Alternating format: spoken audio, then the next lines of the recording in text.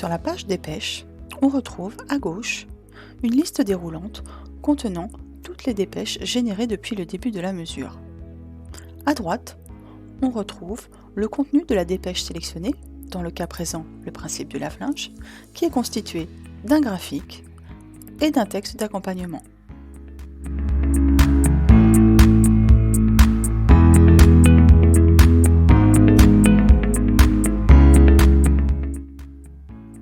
Cette dépêche compare la consommation de veille détectée dans le logement par rapport à un niveau de veille dit standard.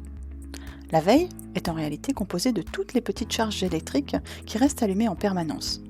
Les veilles électroniques principalement, mais parfois aussi une ventilation ou une pompe de circulation. Dans cet exemple, on constate que le niveau de veille est exceptionnellement élevé et constitue donc un gisement d'économie qui mérite une attention toute particulière.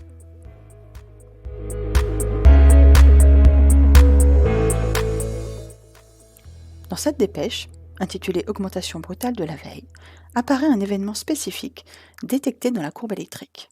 Il s'agit d'une variation marquée du niveau de veille, représentée ici par les deux lignes horizontales.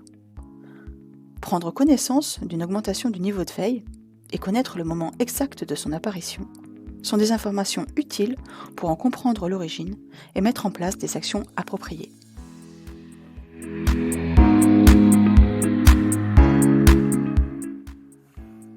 Le réfrigérateur est présent dans tous les foyers, mais sa consommation peut être très différente selon sa taille, sa qualité, son usure, son remplissage, la chaleur de la pièce dans laquelle il se trouve.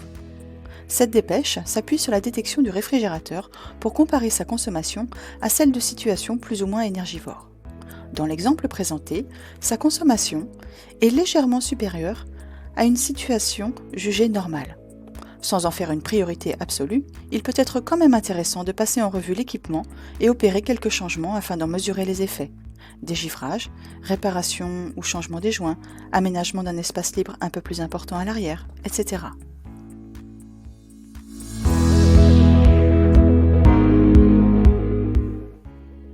Le réfrigérateur fonctionne en marche-arrêt. Tout d'abord, le compresseur consomme pendant un certain nombre de minutes, jusqu'à ce que la température intérieure du réfrigérateur soit suffisamment froide, puis il s'arrête et attend que la température intérieure augmente légèrement. Puis il se remet à nouveau en marche, et ainsi de suite. Les durées de marche et d'arrêt peuvent donc être des indicateurs de mauvais fonctionnement, surtout si le temps passé en marche devient de plus en plus grand comparativement au temps passé à l'arrêt. Cette dépêche donne le pourcentage de temps passé en marche. Quand cette valeur est nettement supérieure à la situation moyenne, il est judicieux de s'intéresser de plus près au fonctionnement du réfrigérateur.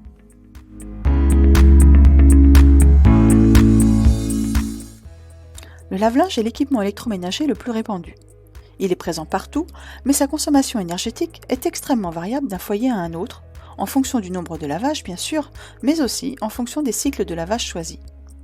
De manière surprenante, les variations peuvent aussi être très importantes au cours du temps au sein d'un même logement. Cette dépêche attire donc l'attention sur l'évolution de la consommation du lave-linge sur le passé récent, ce qui peut conduire à ajuster son utilisation dans une logique de sobriété énergétique.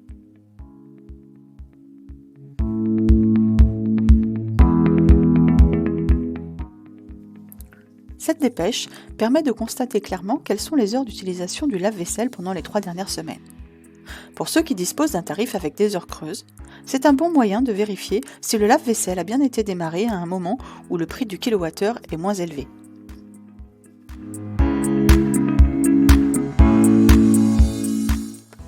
Cette dépêche propose un complément d'information sur la programmation du chauffe-eau en montrant plusieurs courbes journalières superposées. L'heure du démarrage du chauffe-eau programmé apparaît ainsi clairement, et le texte confirme si cette heure de démarrage est bien en adéquation avec les heures creuses déclarées.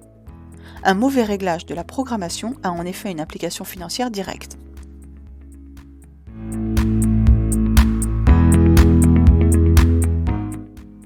La consommation du chauffe-eau est naturellement variable au cours du temps, en fonction notamment du nombre de douches, de leur durée, du débit et de la température de l'eau demandée, du nombre de bains éventuels, etc. Mais compte tenu du poids de cet équipement dans la consommation énergétique, il est crucial de suivre son évolution pour détecter les dérives ou, idéalement, pour constater les effets bénéfiques d'actions diverses, comportementales ou techniques, comme une amélioration de l'isolation du ballon.